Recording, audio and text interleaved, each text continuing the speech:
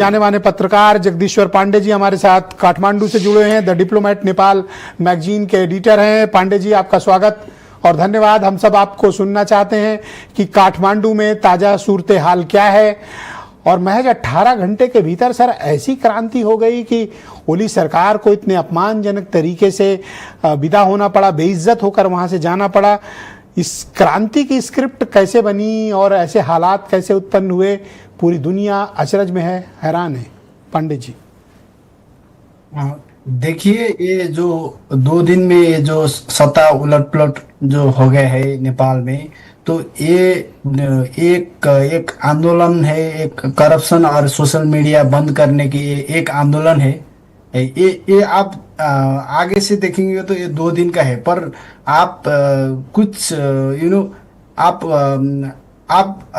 आप थोड़ा पीछे जाएंगे तो पिछले 30 साल से जो ये ओली है, देववा है, प्रचंड है, ये नेतृत्व करते आ रहे हैं।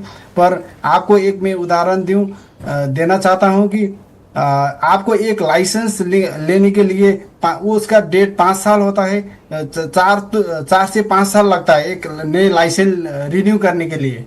तो इस हिसाब से क्या आप ये मानते हैं कि सिर्फ सोशल मीडिया एप्स बंद कर देना इस क्रांति का कारण है, या फिर जैसा कि अभी राणा साहब बता रहे थे कि करप्शन, बेरोजगारी, इंफ्रास्ट्रक्चर का अभाव, हेल्थ फैसिलिटीज की कमी, जनता के अंदर फ्रस्ट्रेशन था, कुंठा थी, नाराजगी थी?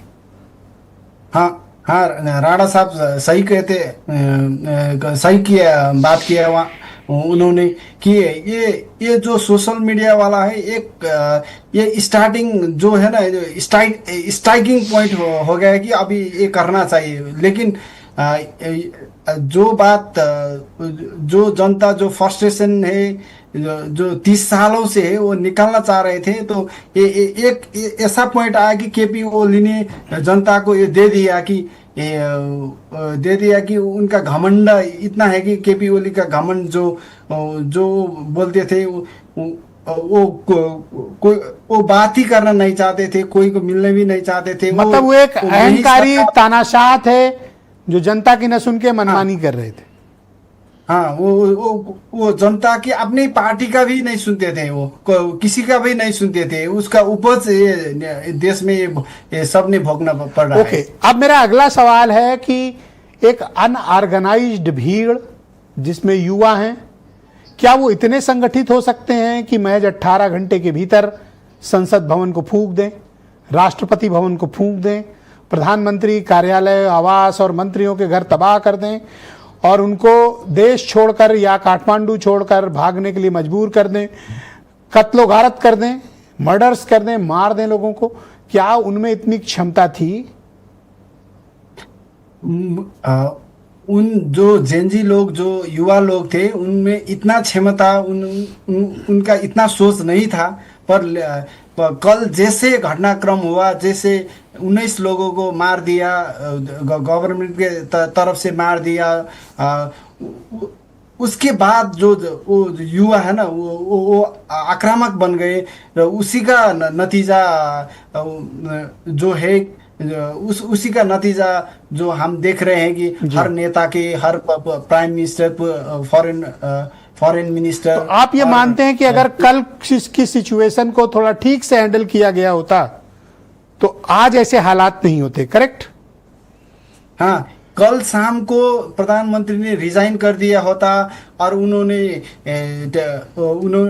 और नए सरकार के लिए छोड़ दिया होता तो आज ऐसा देखना नहीं पड़ता। पर मैंने आपको बताया कि ओली अहंकारी है, वो नहीं छोड़ेंगे। उनका जो अहंकार ने जो देश को इस हिसाब से दूसरा मेरा सवाल है कि नेपाल की पैरामिलिट्री फोर्सेज, नेपाल की इतनी बड़ी आर्मी और ये महज 15, 20, 25 हजार प्रदर्शनकारी, सबने सर घुटने टेक दिया। ऐसा क्या हो गया?